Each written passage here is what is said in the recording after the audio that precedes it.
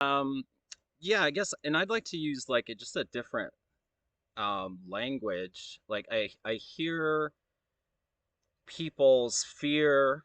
I also think it's scary, like trusting people and designing collaborative systems. I mean, we actually have a history that goes back thousands of years of collaborative systems. And we've yet to, in Web3, to really even touch on the scale of most of those systems. But the main thing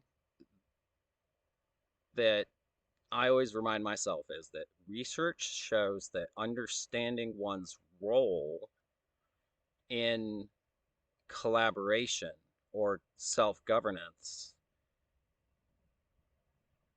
leads to that person being more participatory in their own self governance. And so I guess I'd like to, a quick point on the sociocracy is so that in sociocratic frameworks that have developed over the last decade or so, the idea is to shift away from consensus or consensus based governance and shift towards consent based governance.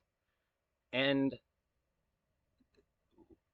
if you understand those two fundamental different types of governance frameworks, then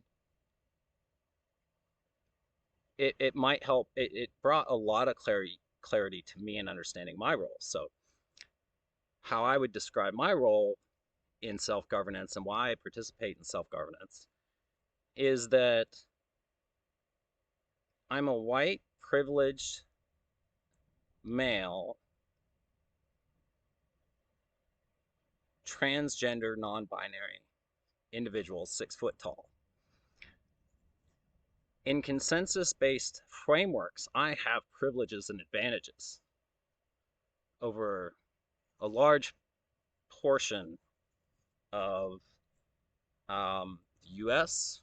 and even internationally, and there's a footprint or a boot print because of those privileges that I didn't ask for, but I was born into, and it's institutionalized through imperialist and colonial systems of consensus, where they never ask for consent. The ruling class does not ask for consent from the ruled. And while I have privileges in society, I'm still the ruled. And as a working class person, um, my role is, my passion is environments that are more collaborative, that are more inclusive, that are um, considerate of others.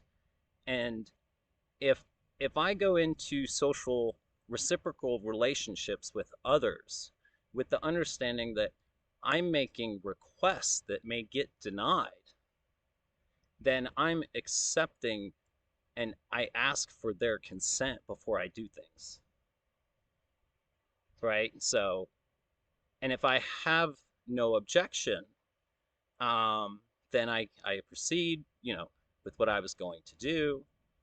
Um, and so by me not choosing to not exercise my privilege or some privileges that I'm aware of, I'm now giving, I don't, I bring clarity to the decisions that I make, not to my authority.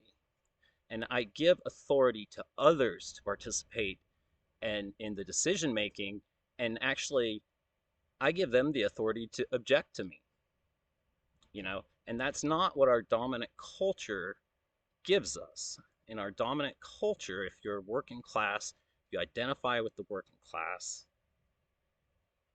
then you recognize that the majority of environments that we're in, the dominant culture, are work environments in particular. We have so many decisions made for us. Even the decisions we get to make those, and we get to make those for others. We're told what to do because the ruling class has consensus and has structures of authority and power over and power under. So when you're designing governance systems based off of imperialist and colonial models, you're inherently going to create um, power over and power under structures. Some of these may be effective companies, no doubt. Some of these may provide lots of good to society and give people a meaning and purpose.